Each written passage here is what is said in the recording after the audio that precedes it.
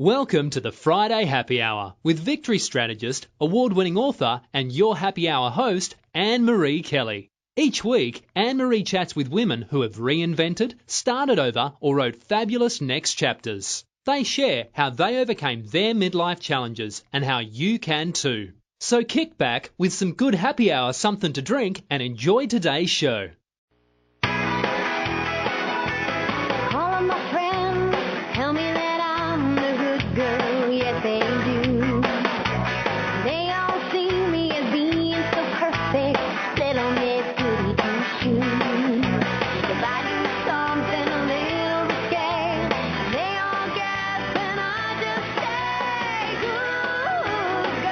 Welcome. You're listening to the Friday Happy Hour with me, Annmarie Kelly. You know me, I'm that recovering good girl, and you're a victorious woman empowerment partner. And this is where us victory chicks, and you men who care about us, meet on Fridays to chat about things we can do to overcome our challenges, get empowered, and make our lives sparkle. And thanks for coming into Happy Hour. You know, you make my week when you get here.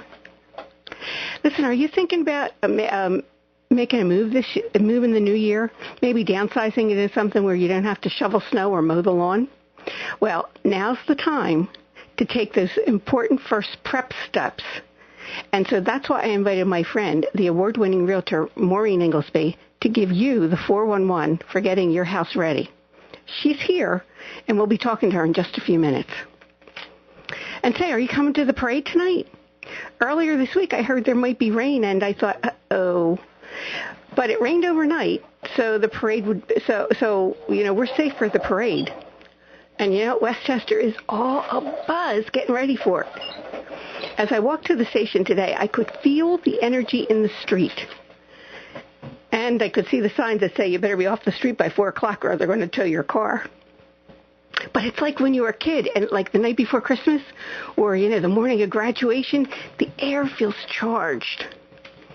And the weather's cooperating, so it's very mild for December, and that's nice for us parade goers and the marchers too. And for all the restaurants, bars, and small businesses that are open, they're going to do a nice business tonight too. And if you've never been, think about doing it tonight. There's some times when it's raining or it's really cold, but not tonight. It'll be fun. It starts at 7 o'clock. And WCHE will be reporting on it right outside our window here on Gay Street. So I'll be here, and so will a bunch of other hosts that you know. And if you've never met my sweetie Joseph, he's coming too. So stop by, if you're coming to the parade, stop by the WCHE booth and say hi to us.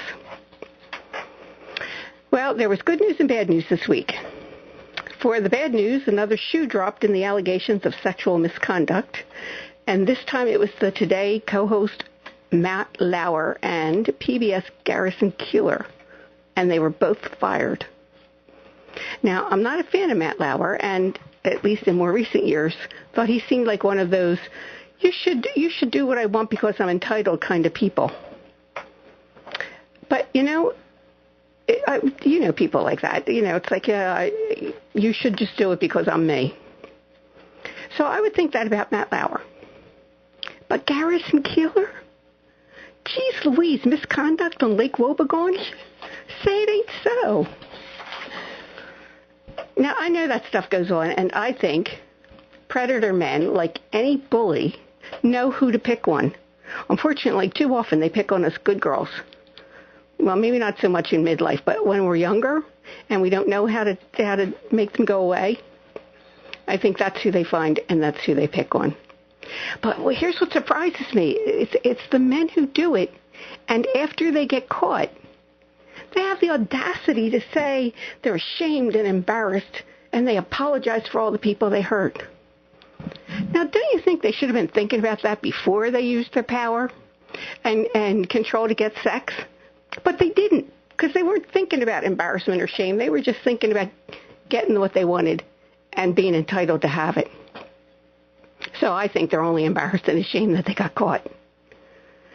And that aren't you surprised that anyone in this day and age of Instagram and Snapchat, that anyone, and especially people at that level of celebrity, and for all the years they worked to get where they are, that they would be that stupid were that arrogant to risk throwing it all, their careers, their marriages, and their legacies. You know, they're talking about John Conyers being, his legacy now being negatively affected because this is the last thing and people are going to remember it. They're throwing all that down the drain. It just boggles my mind. However, clearly, there's a vast network of people, and so far it's been men, who are that arrogant. But you know what? Not any of you guys. I know you guys who come to happy hour. You're too nice and too smart. But I really want to know about this one thing because it directly affects me and you. It's all those Congress people who violated women and then silenced them through a payoff from a secret fund they created, but that we paid for. And our tax dollars are probably still paying into that. Well, they are still paying into that fund. It's called the Congressional Accountability Act, or now, as it's known to me, the Congressional PERV Act, Congressional PERV Fund. So when you hear about the sexual misconduct and people saying they're shocked and nobody knew, like, don't you think that has to be a lie? Because, you know, every year they continued to make sure that the PERV Fund had enough money in it for the secret settlements. And, you know, I was thinking this. When it was created, what were women in Congress doing? Although maybe there weren't so many women in Congress when it was first created back, I think, in the 70s or 80s. But today's Congresswomen are finally doing something. They've proposed something called the Congressional Accountability and Hush Fund Elimination Act. And I posted a link to the press release about it. And it's not even coming out of a woman, one of the women Congresspeople's office. So it's on today's radio wrap-up at victoriouswoman.com. The thing is, so far, no one from Pennsylvania has signed on to it. So we'll see if it gets passed. But it's a good thing to talk to your congresspeople about. You know, give them a call. Just say you want them to get on it. And why I question that is because now that we know about the PERV Fund, the one we've been paying for, why is Congress not releasing the names of people whose bad behavior was paid out of this fund? Like, don't you think that first and foremost, those people who took advantage of it should at least pay us back? And secondly, do you think they should be shamed for what they did? You know, and they aren't. It's still the old boys club. And it's one that includes the women who enabled it, too. You know, some of those women are out there saying it's awful, but they still are, you know, they still aren't saying that, you know, they're still not calling people out and asking for accountability. Well, that Congressional Accountability Act is just one of the stupid ways Congress spends our money. I've been listening to a lot of the back and forth about this tax bill thing. And the big problem, it seems, is that it will add money to the national debt, and I think they're voting on it today. The Democrats keep asking Republicans, well, how are we going to pay for the tax cuts? Well, here's what I think. In my house, and I'll bet in yours, when you want to buy something big or take a vacation or do something out of the ordinary, you look to your budget, and so you don't overspend and run up your credit, you figure out what you have, and if it's not enough, what you have to cut out. So you have the money you need, right? And when we're cutting dollars from one place, usually that place isn't the groceries or, you know, the must-have stuff like electricity and heat. It's the fluff. Maybe you go out to eat a little less often, or you lower your cable bill, and instead of, you know, getting HBO, you get DVDs from the library. So why do the people in Congress not get that? If they want to give you and me a tax cut instead of running up our debt, why don't they cut out some things? And it doesn't have to be all the entitlement programs, because that always seems to be the thing that gunks up the works. They can cut out their pet projects. And if you didn't get a look at what wasteful spending is going on in Congress, take a look at Senator Posey's, he put out is the wasteful spending list. You might know that one because Senator Coburn started it years ago, and when he left Congress, Senator Posey took it over. I posted a link to it on today's radio wrap-up, too, and you'll be shocked. You remember that crazy bridge to nowhere in Alaska thing? Well, this year there's something in Alaska even worse. And did you know that you spent almost $50,000 on a chocolate festival in Hawaii? You know, you and I could eat a lot of chocolate for $50K. Well, take a look at that, and then call your congresspeople. Have a conversation with them about that, too. But the good news this week is that Prince Harry got engaged. You know, I don't know what it is about that story that most of us love. I don't know if it's because he's a Brit, and you know, most of us like the royal family stuff, you know, especially after Diana came along. Or is it because he's a ginger? Or, until now, has been a bad boy, and, you know, we like it just a little wild, a little exciting, and we victory chicks like that. But for play, not for serious. And not that we don't like Prince William, and he always seems so nice and so measured, but, you know, doesn't he always seem just a little bit boring? Well, hopefully not boring like his father, Prince Charles. Though, happily, it looks like William got more of Diana's genes than Charles. So that's a good thing. But Prince Harry's a whole different story, and we've loved his wild child antics over the year. But you know what? This week, seeing him in love and so grounded, I loved it. And in the interview that they did, the two of them, him and Meghan Markle, they were so cute. And not that sickening sort of cute, but a mature cute. And Meghan Markle is an American, so now, you know, we have some skin in the game of the British royalty. And she's divorced. You know, only a generation ago, the Queen's sister, Princess Margaret, was forbidden to marry a divorced man. And it was her uncle, the Duke of Windsor, who gave up the throne because he wasn't allowed to marry the divorced Wallis Simpson. So you can see how things have changed. Well, now we have another royal wedding to watch, and even if you don't care, it's fun. It's a fun something to take your mind off the more awful news of the day.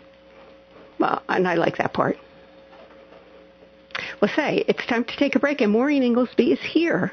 Maureen is one of the most popular realtors in Delaware and Chester Counties, and the best one. She's often listed in places like Philadelphia Magazine under the heading of top realtors and Realtors You Can Trust.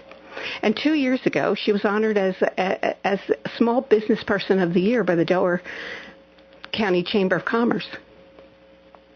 Maureen has a good victorious woman story to tell you. And more importantly, if you're thinking about downsizing and moving, there isn't a better realtor around to give you some tips and ideas. And she's here with us today. So listen, go get some good happy hour, something to drink, and come back for Maureen Ingelsby and me, Annmarie Kelly, and the Friday Happy Hour. Remember when you wished you had more time for yourself? And now you have it, but you notice you're keeping busy with stuff, but that stuff isn't making you feel happy or filled up? And when you think about what would make you happy and filled up, you get stuck or feel overwhelmed. And then you go back to what's more familiar, more comfortable, even if it's not making you happy. Wouldn't you love to find a way to start making sense of that deep discontent you're feeling? Well, you're not alone. I'm Annmarie Kelly, author, victory strategist, and the radio show host of the Friday Happy Hour. And I know there's a place for you, one that other women have found to be both inspirational and empowering. And it's the Victorious Woman Project. Go there now and get on my mailing list, where you'll be the first to know about my upcoming online workshops, teleseminars, and more. And while you're there, take a couple minutes to look over my blog. You can download some of the free stuff I have for you and let it get your creative juices going. I'm looking forward to meeting you at the Victorious Woman Project. And that's at www.victoriouswoman.com.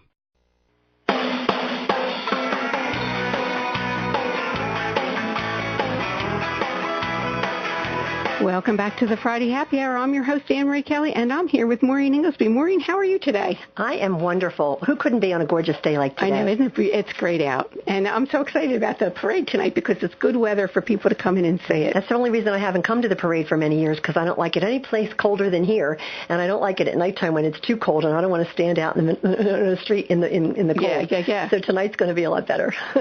You know, Maureen, you are so credentialed in real estate. I have some real estate credentials. I have like a GRI, and I'm a broker and stuff like that. But you know, my license is in a referral company. You're really active and you're really credentialed. And I posted all your credentialing stuff on today's radio wrap-up. So I want, before we talk about real estate, I want my listeners to get to know you a little bit. You're a local girl. Yep. Born and raised in Lansdowne. Mm-hmm. Graduate of Archbishop Prendergast High School. Yay! And here in Westchester, you're a graduate of Westchester University now. It was Westchester College when I was there. Was it the state teacher? Was it state teacher? It wasn't State Teachers College. It was actually Westchester College, due to become university. And in my junior year, I got my ring that said Westchester University. And one of the very progressive professors, it was right after the Kent State debacle with Vietnam sit-ins, where it was a major problem with Kent State. And the board of directors said that absolutely no state colleges could have any sit-ins to protest the Vietnam War. And if they did, they'd be severely punished. So I was the news editor of Quad Angles, which was the newspaper, I guess still is today. And I had to, one of the teachers, an underground type thing, got together a sit-in, and I got wind of it, and went out there to see. And I was a very conservative girl. We had 10 o'clock curfews. It was girls' dorms and boys' dorms, and it was quite different than it is today. But I went out to it, and it was peaceful, but it made the news. And the board of directors in Pennsylvania got wind of it, and they took away the university status for 25 years. And so my ring says university, but it wasn't a university when I graduated, and it wasn't until 25 years later. So I have a collector's item, I suppose. Oh, you do have a collector's item. That would be something. Yeah. I went to Newman, and I graduated in 2001, and they were Newman College at that time. And I just went to something at Newman 2 weeks ago, and I found out that I could have my diploma turned in and get the one that says Newman University. And I think I would like to do that. I think that would be kind of a neat thing. That would be nice. Yeah. I'll have to go back and look at mine. I don't think it says that. Okay, listen, I want to talk about real estate, but first, you are one of the because I know that there's listeners that are thinking about downsizing in the new year, and they might want to buy something different. Or like one of my friends just bought a house in Florida. She's going to be here for just a short time each year, and then in Florida the rest of the time. But she has a big house, and she's downsizing into a condo. And then another one of my friends just got a job transfer to North Carolina. So she's doing the same thing. So, and it's like a whole lot of things that have to happen in order for you to move out of the house that you've been in for enough. If you want to get it sold, years. If you want to get it sold. But before we talk about that, you and I met through real estate. And the reason why I thought your story was so fascinating and is part of my first book, Victorious Woman, is because you told me that when you went to Westchester, that the one thing that you wanted, you were an only child, and the one thing that you wanted was to have a bunch of kids, all with Irish names. Yep, as many as God will give me, I remember saying. And God gave you 5 of them, so you were like doing good there. But you got all the things you wanted. You were married to somebody you loved. You had 5 kids, and you were working for Weight Watchers. Am I remembering this correctly? Weight Watchers of Philadelphia, yeah. And you were doing doing one class a night, right? I had a night class and a Saturday, I think. Something just to get me out of the house once in a while, and worked around my schedule so that my husband at the time could be home in time for me to go. And I had lost weight with Weight Watchers after I had 6 children. We lost a little girl a week after she was born. But of the 5 children that I was still raising, it was I loved being a stay-at-home mom, but there were times when I wanted to go out and talk to people. And after the 4th child... No, not you. After the 4th child, I had gained... I was a case of, I think most of us have encountered with multiple children, gain 40, lose 20, gain 40, lose 20. So I took a good look one time at New Year's and said, I got to do something about this, and went to Weight Watchers and lost 47 pounds fairly quickly because I was determined. Everything I do in life, it's like, let's get it done and get it over with. I've never seen anybody lose weight as fast as you do, and it aggravates me. And I did what they told me. I'm a good Catholic school product. And they said, eat this, do that, and I did it. And I took the weight off, and I was very, very proud of myself. And my leader came to me and said, Maureen, you're always sitting up front. You're always contributing to the class and giving us ideas, and I think you would be a fabulous leader. And I thought, a part-time job, a way to get out at night and talk to people. I would love this.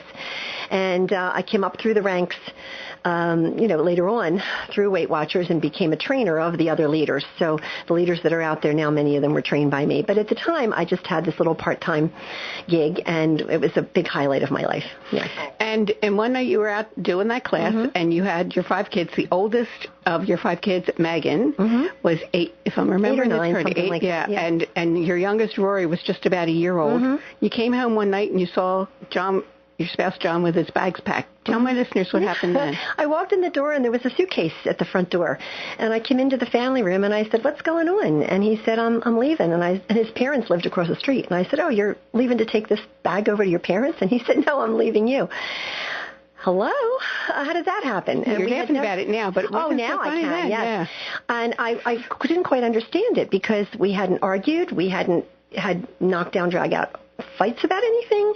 I was living the dream. I was a Girl Scout cookie leader and a Girl Scout leader too, and homeroom mother and the whole thing. I had everything that I wanted, and I wasn't paying any attention, I suppose. I should have paid attention to when he bought the Mustang, and he was starting a consulting business on the side, and spent a lot of long nights, and I felt really bad about that. But that was the thing, and I was shocked. The whole first thing was shock, and then after a while, it's like anything else. It turned into the why and blaming me or whose fault is it or whatever, and it was actually the Thursday between Christmas and New Year's. Oh, so that really made it doubly. So I didn't want to ruin anybody else's holiday. Did you accompany like his family for Christmas or something? Oh, I don't remember about that. But I know that it was because it was a holiday. I didn't want to call my good girlfriends or anything and tell them because I didn't want to ruin everybody's. I certainly didn't call my parents. I just, went along, put the kids to bed every night and cried myself to sleep all night. And that Sunday, when I went to bed that night, I don't know what hit me. I had gone through a crazy amount of emotions and not knowing what was going on. But all I knew was that I had these 5 kids and I had a house and what was going to happen. And I didn't know what was going to be next. But I went to bed that night saying, all right, tomorrow I'm going to get up and I'm going to find a job, a full-time job, and I'm going to make it work. And people will help me, and I've got good friends, and I've got wonderful family, and the Lord will help me, I'm sure. He knows I'm a good girl. And that was my decision, and I never looked back after that. Maureen, that really is the key. Like of all the women, the 9 that are included in Victorious Women, plus all of the other women that I interviewed before as I was prepping the writing of that book, that decision thing, that was the thing that that was the turning point for everybody. That they made a decision that whatever that was to move forward in some way. As bad as things were, you made a decision. You weren't going to lose your kids, right? It would have been very easy to just lay down beside it and make everybody feel sorry for me and take handouts, and that's not me. Because I was an only child, I was always very independent. I had nobody to push my ideas off on and say, what do you think? I just made my own decisions my whole entire life. And when I got married, I thought that marriage was, being a little less decision-making and sharing those decisions. And I stepped back a little bit, which wasn't me. And by making that decision, it was the first decision of many that brought me back to the old me, which said, you can do this. There's nothing you can't do if you really want to do it. Don't you find a lot of women do that when they get married? They step back a little bit. Well, in the 70s, that was the way to go. Yeah, that was it. Even now I see some of it going on, that they become somebody that they become a wife. So I never use that word. I always say, I always say spouse, because wife is like the 4-letter word. But they become the wife, and then they lose who they are. I hear that so many times from women. I lost who I am. I loved every minute of everything I did, but there was a time when I felt like, when it was time to pay the bills, and there would be a rant about how much money was spent, I would say, I didn't buy a mink coat. I bought 2 cases of diapers, and I felt like and because I wasn't working full time, I didn't have anything to contribute to that to make it better. And so I tell young girls all the time, don't lose that part of you, contribute. Don't, be subservient. If you want to stay at home, that's great, but it's a decision that you and your husband have to make together that you're comfortable with, and and that's the way to go. Yeah, you know what? In 5-year marriage, I also include a little caveat that says, and figure out how you're going to be compensated for that. Because too often the women who become stay-at-home moms don't get any compensation. Yeah. And there's people that add it up. If you were doing what you were doing as a stay-at-home mom, there's $40,000, $50,000, $60,000 in a job if you were out doing what you're doing for somebody else. Yeah. Yeah. So I always think that if you're going to be a stay-at-home mom, you should have some form of compensation that makes you feel good about yourself, even though you're not outside in the workplace. Most women I know, it's the job I wouldn't do. I wouldn't, and I didn't. So then you taught for a little bit, and then you worked for Weight Watchers for a while. Full-time. When I met you, you were just starting in the real estate business. And a whole other career. Yeah, you were doing Weight Watchers full-time and real estate part-time. And now, Maureen, you are a 5-star realtor. What is that? That's a designation that Philadelphia Magazine bestows upon realtors who have, they send out surveys to clients who have bought and sold houses. And they tally up the scores of how many, except for telling people that they might get this survey, there's nothing else I can do about it. But you reach a certain pinnacle, and then you become a 5-star. And it's a nice designation. It's really a nice designation. Because the other designations are things that, classes I took or things that I did to get. And, of course, the Delaware County Chamber Award was really nice because I was very involved with them. It was a nice night. And it was a beautiful night at Drexel Brook. It's something I'll always remember. But the 5-star is coming from the clients. It's not just about the testimonials that they do for me that I, give to other clients to tell them that I'm really, I'm trying to be really good at what I do, and here's what other people say. But it's sort of it's coming back. It's kind of like the Academy Awards where the Academy votes for its own. These people were, voting to put me on this list, so it's very nice. Very nice. You're so shy about that, Maureen. Very proud of it and very grateful. You should be proud of it. Very grateful to my clients. I have been in that business, and I know that it is. The competition is so stiff. So I know to get to the level that you are, it really takes a lot of work. And I know just because we're friends, I can call you at 10 o'clock at night or 11 o'clock at night, and you're still working. Or 1 o'clock in the morning. Yeah. Or 1 o'clock in the morning. So many hours in the day. I need a couple more. And then you're up at 6. About that. Yeah. You work hard, Maureen. I love what I do. So if you do that, if you love it, my mother, God bless her, she used to say, "You're working too hard." And I said, "Mom, I love it. If I didn't love it, it would be work. Because I love it, and I'm sitting across the table from buyers or sellers or getting to a settlement. And yeah, there's some highs and lows, but most of it is high. And I just love what I do to see people get where they want to go. That's the most important thing. It's a big decision in their lives. After marriage, it's the second biggest decision. It is a really big decision. And I have to tell you this. In the spring, Joseph and I had our basement finally finished off. And it used to be the storage space. And then once it was finished off, we haven't completely finished off. It's ready to be for furniture. We haven't done it yet because we have stuff in the basement. But we got rid of a lot of stuff, and there's still a lot of stuff. I was in the garage, and we were cleaning out the garage, and I thought, if I was moving, it was really hard. It was really hard, and I wasn't under the gun because we were just decluttering. We weren't moving. But if I remember thinking, if I was moving, I don't even know what I would be doing. And you work with a lot of people who are downsizing and doing that kind of stuff. So what do you tell them? What are some of the steps what's like the first thing you tell them when you go to see a seller and they're downsizing? What's the first thing Well, I'm great at telling people what to do, but this past weekend, the holiday weekend, I did take a couple of days off and walked around my own house because it's the cobbler's children have no shoes. I, too, have too much clutter and too many things, and I walked around and sort of picked things off and started to pack stuff up. And because I thought, when something happens to me and I have these 5 children, they're going to go, "Oh my God, this is like a full-time job cleaning out the house." So I thought I better get to it right away. Back up the truck and throw everything in it. Yeah. So here's what I do. I do a 2-part listing. Now that's very. It's not unusual, I guess. It's just not as common. A lot of realtors, to save time, will do the market analysis, walk into the house, take a look around the house, sit down and say, okay, here's what your house is worth. I tend to spend a little more time, and I make a 2-part listing. So the first time I come is really just to meet the sellers. to get to know them a little bit, to write the names of their kids and their cats and their dogs, and have them walk me around the house. And I tell them, you play realtor, I'll play buyer. You pretend you're the realtor, and you're going to show me the house the way you think I should see it. And when they do that, I can tell what's important to them. I can tell what they're most proud of, and I'm going to highlight that in my marketing. So I walk around with them. I take copious notes. I had a elementary ed background in Westchester, but I also minored in journalism. So I know how to write, and I can make things sound wonderful as they are. I don't make stuff up.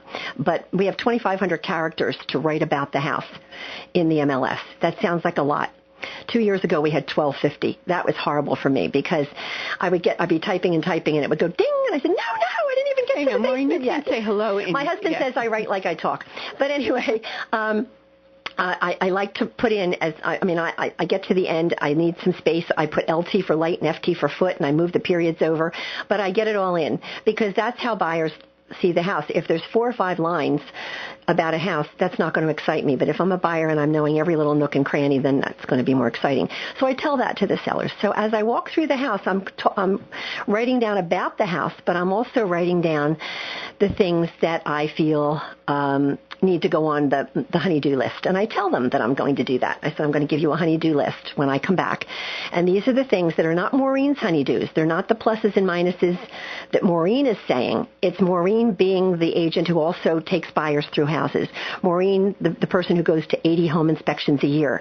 And here's what the home inspector says about the house. And there's certain things that come up on every single house, or at least 75% of them, that could be easily taken care of ahead of time so it doesn't come up. And we can talk about that later. But I come back the second time. I sit down. I go over a few things with the sellers. And I said, all right, let's do this honey-do. And I give them a copy. And we go down the pluses and the minuses. These are all the things the buyers are going to absolutely love about your house. And these are all the things that maybe not so much. So what are some of those things that are standard that almost everybody needs to do? They are. Well, first of all, we're dealing a lot with millennials, and that's a whole other interview, okay? Because the millennials are thinking very differently than someone who is moving if they're maybe over 45 into the 75 range. You know, we decorated differently. We kept things that were different. We had collections, the Yadros and the Hummels and things that absolutely are not calling for any money right now. It's all about heart, but it's not. And so many of my friends have said if they have their mother's silver, yes, and their dishes silverware. And the Lennox china. Them, I know. Yeah, and you bring the kids in and say, "What do you want?" And they go, "I don't want any of this stuff." You know, so that's hard. So the millennials like hardwood floors. They don't like drop ceilings, ceiling tiles, wallpaper. Although I see wallpaper in Toll Brothers houses now, so maybe it's coming back. It is coming back. Subway tile came back. I spent the first 10 years of my real estate career apologizing for subway tile, and now everybody has it. So it's like tattoos. They're here and they'll be gone. So those kinds of things, paneling. Things like that are very 70s and 80s, and so I, in a very nice way, try to tell them that these are the things that we need to do something about. And you're not going to like it. I had one lady who called me who I had sold her neighbor's house down the street, and she said, Sally told me that you're going to tell me to take down the wallpaper, and I absolutely refused to do it. And I said, that is your choice.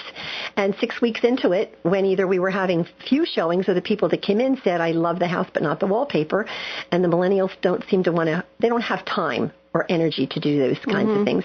I remember scraping wallpaper in 3 layers in my hallway coming into my house and never thought a thing about it, but that's not today. So finally they said, okay, we'll do it. They took the house off for a week.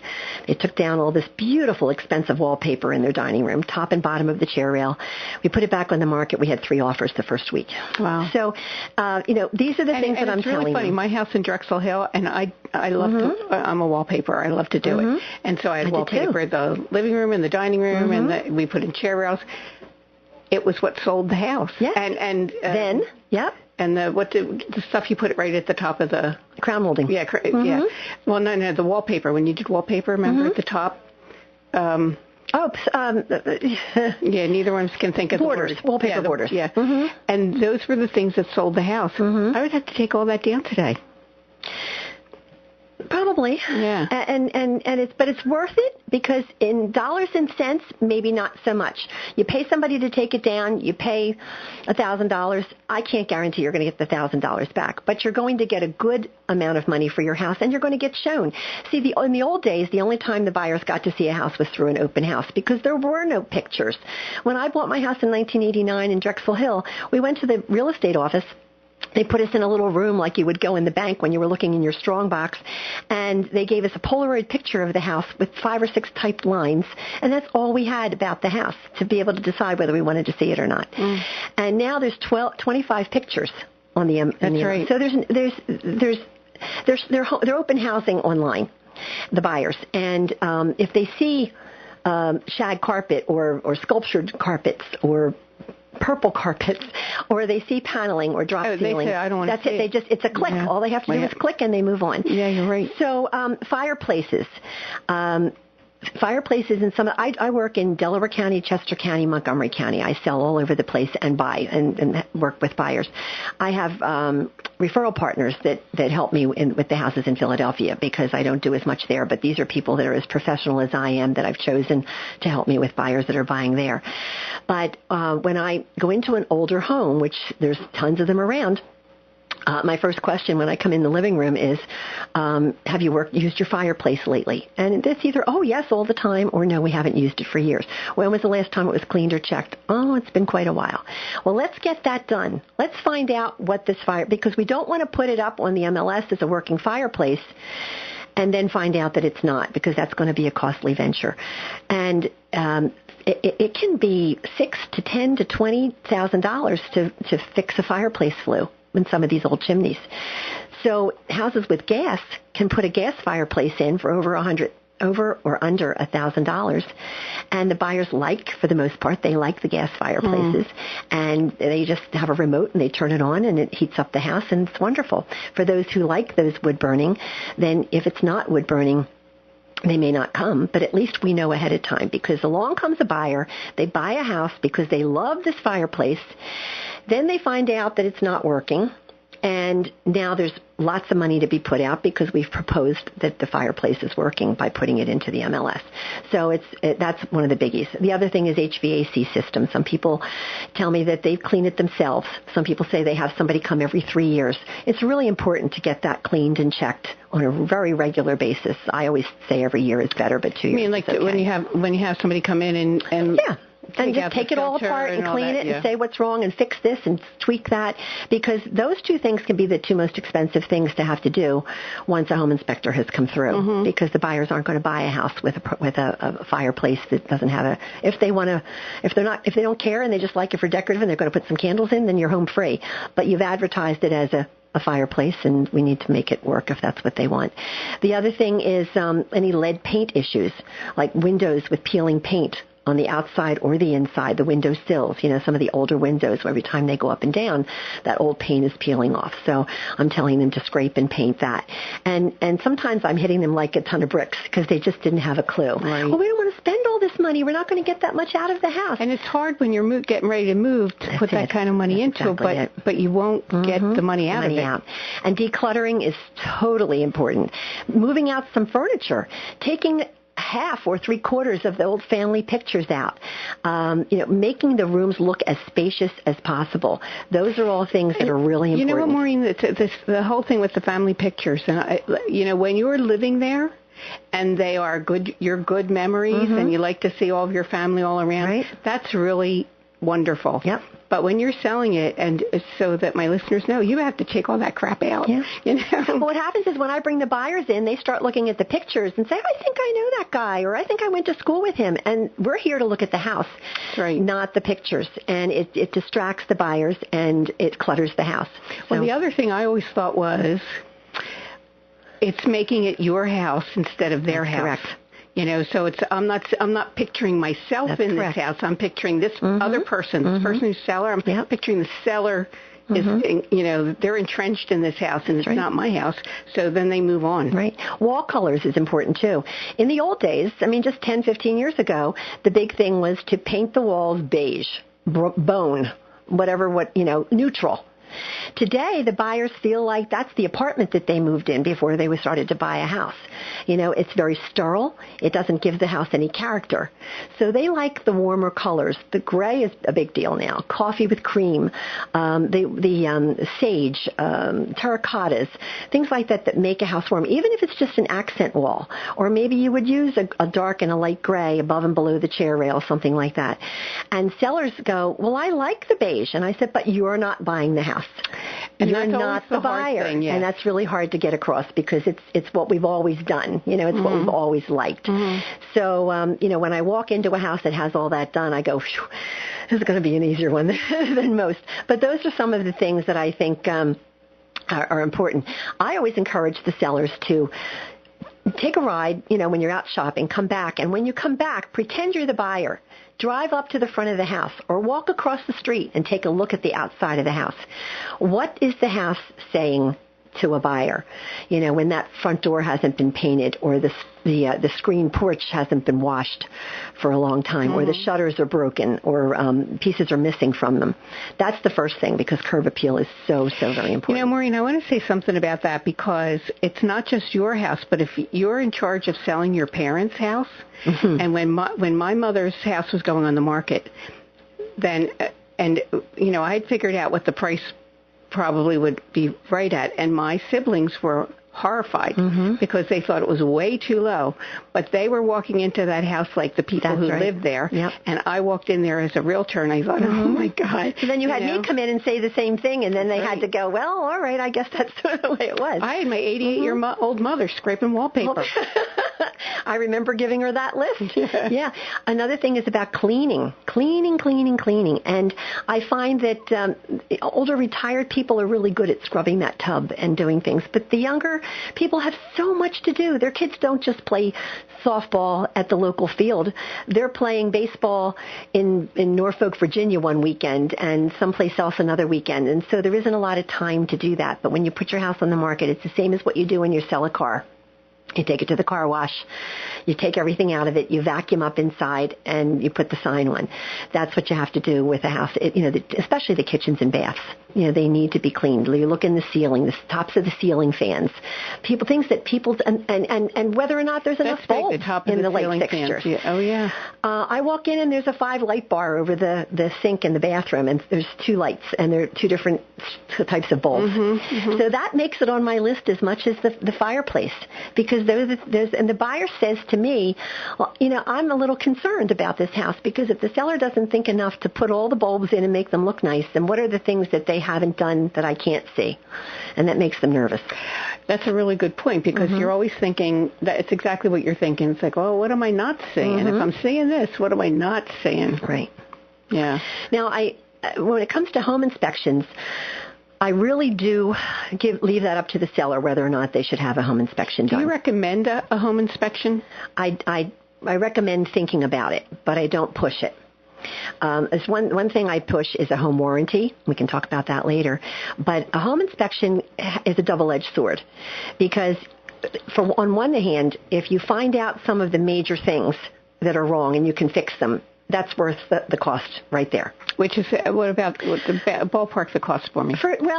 Just for a home inspection, probably anywhere from like $300 to $450, $500. I'm not usually, paying those bills for the buyers, so I'm not sure what they are now. But then there's a termite inspection and a radon inspection, and you can go on and on.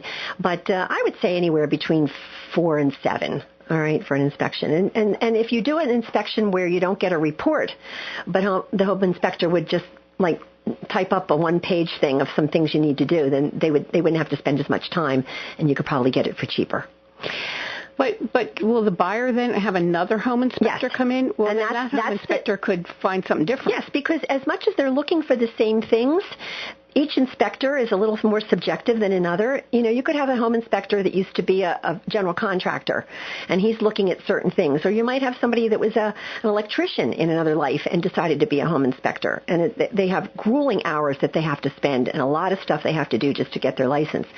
But it really is some inspectors are going to be looking for some things that others maybe may not see. But they all have a list. I mean, they have to have a list. They have a basic, like a core list. American Society of Home Inspectors and all the organizations they belong to. There's sometimes I'll say the buyers will be there and they'll say, can you come over and look at this? And the inspector will say, let's just do this first, because if I go over here in the middle of this, then I'm going to forget to come back here and do this. So they like to have a sequence of events. But over the last couple of years, it has been strongly suggested, to the point of, it's an absolute must, that if you have an inspection, then you need to disclose what you found on the inspection. And there is a seller's disclosure that sellers have to fill out about what they know about the property. And that's a good thing. Sellers don't think it is, but it really is a good thing, because you're getting all your dirty laundry out in the open, and then the buyers have their option. But if you have a home inspection up front, then, when you find the things and you're fixing them, then it's great to put on the seller's disclosure. We had a fireplace with the fluid didn't work. We put a gas fireplace in. Aren't you happy? But if there's some things that they don't want to take care of, or they don't have the money to take care of, and a lot of it has to come with that, because there are people that are quote-unquote underwater who don't have a lot of money. They owe more than they spend on the house, and market went down and that kind of thing. But if there is some money to be spent to put aside for those things, it's better. But on those seller's disclosures, you have to then tell everything that you know, or post the home inspection along with the seller's disclosure. So that's going to happen either whether you do it before or whether you have an inspection after. If there's an inspection after and you refuse to do anything that the buyer wants, then you have to disclose what you know to be true. It doesn't have to be disclosed what the home inspector said, but if a home inspector said, there's a problem with this, and you have a contractor come out and look at that, and the contractor says, no, that's fine, then you don't need to disclose it. But if the contractor said, yep, he's right, you've got 7 windows that are falling apart, then they either need to fix them or disclose. So what happens, Maureen, if I have a home inspector come in and as a buyer or as a seller? As a seller. Okay. And my buyer told them, what you need to do. You have lead paint. Okay, so it's a buyer's home inspection. So I did not have one as a seller. Right. The buyer has one. My buyer comes in, and then the home inspector says, well, there's lead paint on 7 windows. And I don't want to do anything about that. Well, then what happens? Well, a good listing agent and a good buyer's agent, the buyer wants to buy, the seller wants to sell. So it's all about negotiations, and it's how good that real estate professional is to be able to negotiate for their client.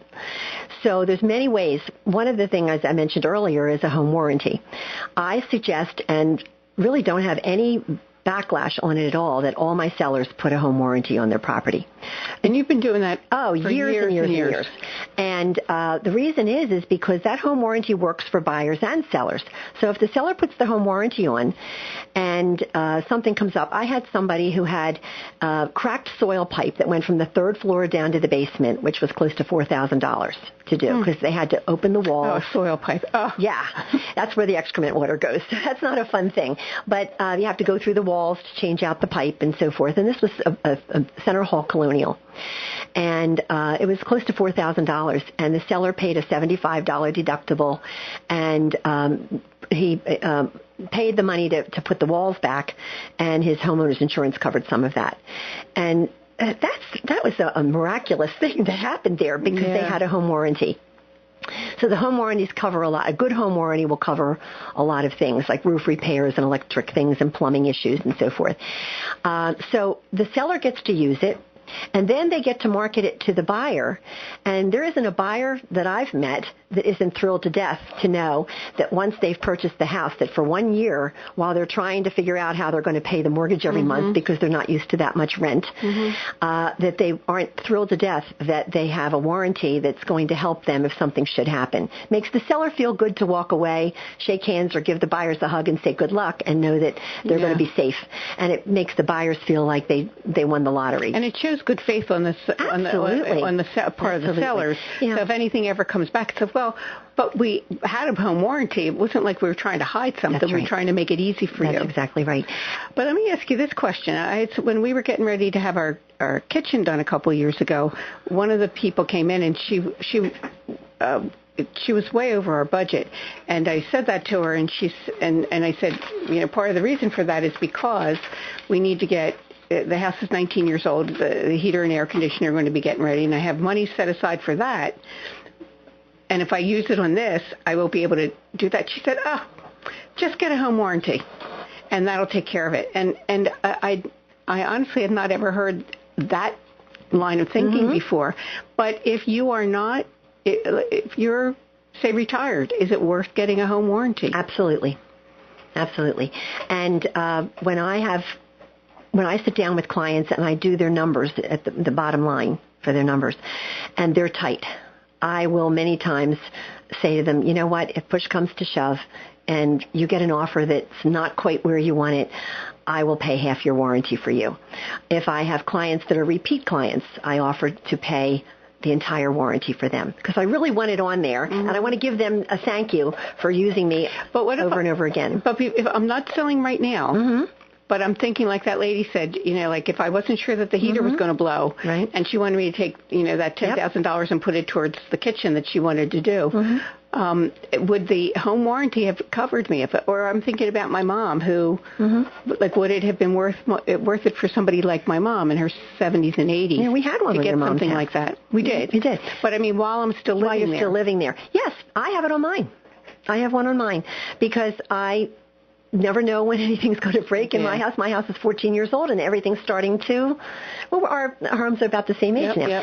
And I can see little things here and there. So, I'm practicing what I'm preaching. But, yes, it absolutely will. You will use that $475 for the warranty. And ballpark that for me. For my listeners who, like, if one of my listeners wanted to buy a home warranty, ballpark the cost of that. $475. Yeah. And it sounds like a lot of money. A year. The second year is a little cheaper, and the third year and succeeding years. But the first year warranty is that. And it's peace of mind, and that's worth a lot. And I use it at least one time, and it pays for almost all of it every year, and sometimes way, way more.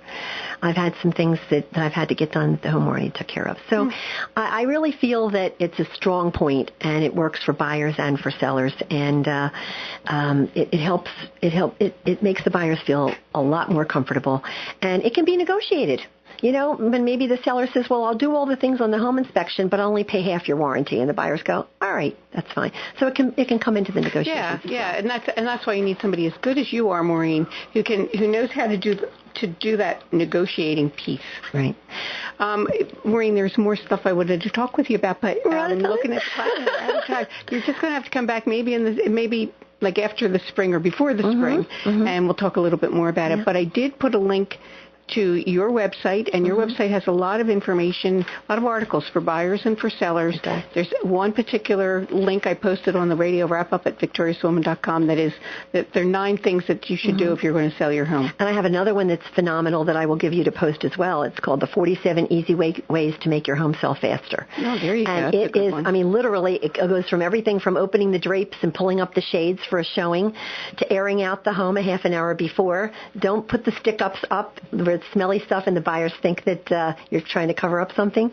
It's things like cleaning the light bulbs and washing the windows inside and out, and pet odors and so forth. So there's a lot of good things for somebody just getting started. Yeah, if you send that to me, and they can find it on your website, and if you send it to me, I'll post it on the radio wrap-up at victoriouswoman.com.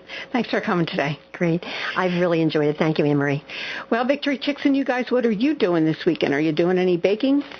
I used to always make tons of cookies, but since I started working on 5-year marriage, my cookie baking time was replaced by writing time. So I want to pass this along to you. It's an interesting quickie thing.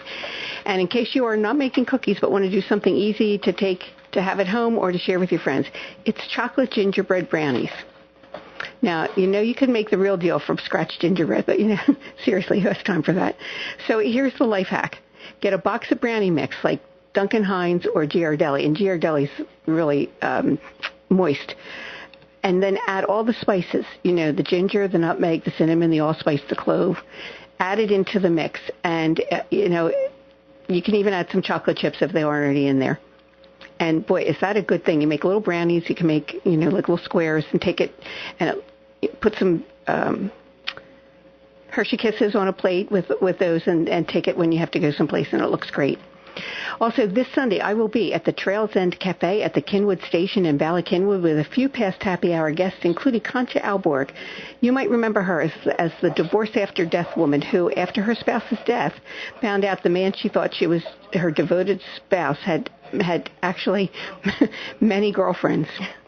And you might remember Roz Warren, the lawyer turned librarian, and our friend Kathy Sikorsky, our elder care attorney, and Donna Cavanaugh, who talks about writing fun stuff. I did not have time to get your quote. I'm so sorry. So you're going to have to fend for yourself this week. And Maureen and I are going down the street for something to eat, and then I'm coming back to the station for the parade. So I hope if you're here, stop by and see us tonight at WCHE right here on Gay Street. And I'll talk to you soon. Thanks for coming today. Jen's on.